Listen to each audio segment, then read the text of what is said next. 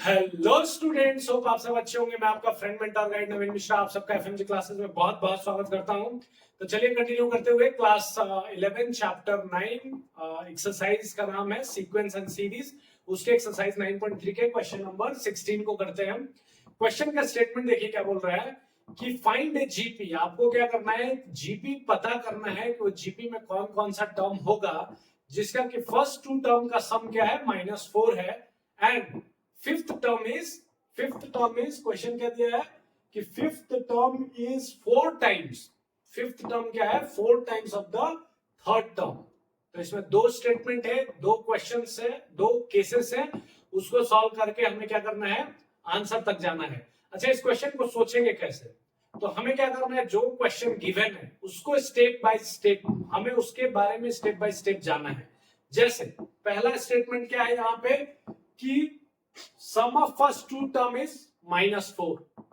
तो केस एक क्या हो गया, sum of first two term. तो फर्स्ट टू टर्म का सम क्या होगा, एक हो गया केस। दूसरा दिया है कि fifth term is 4 times third term.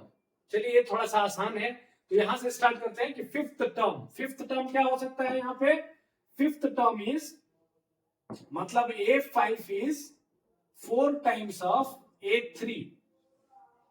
GP में आपको पता करना है A5 is equals to 4 times of A3। अब A5 क्या होता है, AR टू द पावर 4। क्यों? क्योंकि हमने क्या फॉर्मूला इन टर्म का समझा है, AR n-1। तो n यहाँ पे क्या है 5 - 1 तो 4 हो जाएगा। अच्छा, 4 times of A third term क्या होगा, तो AR टू द पावर 4 - 1 मतलब 3।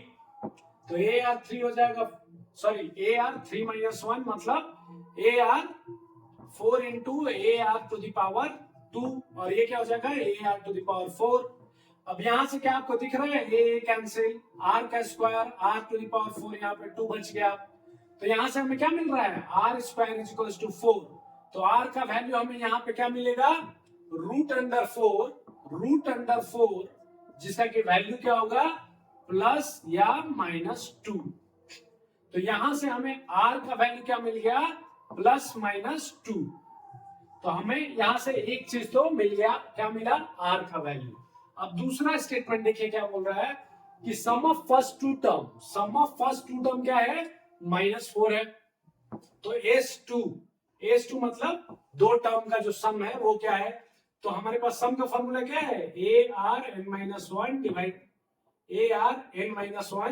Divided by R-1। R already हमको मिला हुआ है, क्या मिला हुआ है, +2 या -2। अगर +2 होगा तो हम ये फॉर्मूला यूज करेंगे। तो चलिए इसका वैल्यू कितना है, -4 के बराबर है। अब A का वैल्यू तो हमें नहीं पता है, R का वैल्यू हमें पता है। R का वैल्यू कितना है, 2। केस 1 में जब R का वैल्यू 2 रहेगा और केस 2 जब R का वैल्यू -2 रहेगा। तो अभी हम क्या लेके चल रहे हैं, 2 लेके चल रहे हैं। n का वैल्यू क्या है, कितने टर्म है, 2 टर्म्स। तो n के जगह पे हम क्या लेंगे, 2 -1 डिवाइडेड बाई R-1 मतलब 2 - 1, और यहां से हमारे पास -4 है। अभी इसको सॉल्व कर लीजिए तो क्या हो गया, A × 4 - 1 इज इक्वल्स टू -4। तो A का वैल्यू क्या आ गया, -4, और ये क्या आ गया 4 - 1 3, तो 3 इधर आके डिवाइड में आ गया। अच्छा, A हमें मिल गया -4/3, R मिल गया हमें 2। तो अगर हमें जीपी बनाना होगा, अगर हमें जीपी फाइंड करना होगा तो हम कैसे फाइंड करेंगे, पहला टर्म A, दूसरा टर्म AR, तीसरा टर्म AR स्क्वायर, चौथा टर्म AR3, लाइक दैट, ऐसे ही बढ़ते जाएगा जीपी। तो इसके लिए A का वैल्यू पहला टर्म में -4/3, AR क्या हो जाएगा -4/3 इंटू 2। तो 2 के डायरेक्ट अगर हम यहाँ पे मल्टीप्लाई कर दे तो -8/3 हो जाएगा। फिर अगर हम -4/3 इंटू R स्क्वायर मतलब 4, तो 4 जा 16/3 हो जाएगा। वैसे ही ये क्या होगा, टर्म बढ़ते जाएगा। तो ये केस 1 हो गया, जब हमारे पास A का वैल्यू -4/3 और R का वैल्यू हमने क्या लिया था, 2 लिया था।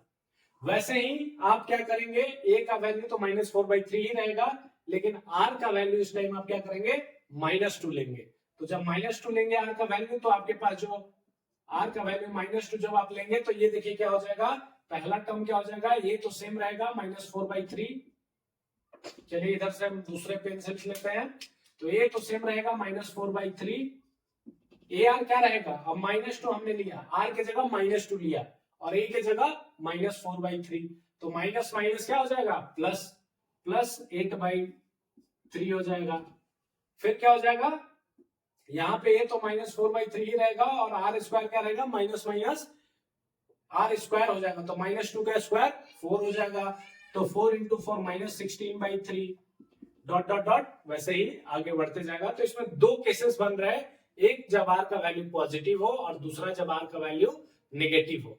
ठीक है, तो इन दोनों ही केसेस में आपको ए और आर चाहिए, जिससे कि आप जीपी का टर्म्स फाइंड आउट कर सकते हैं। होप आप सबको समझ में आया होगा। Thank you so much.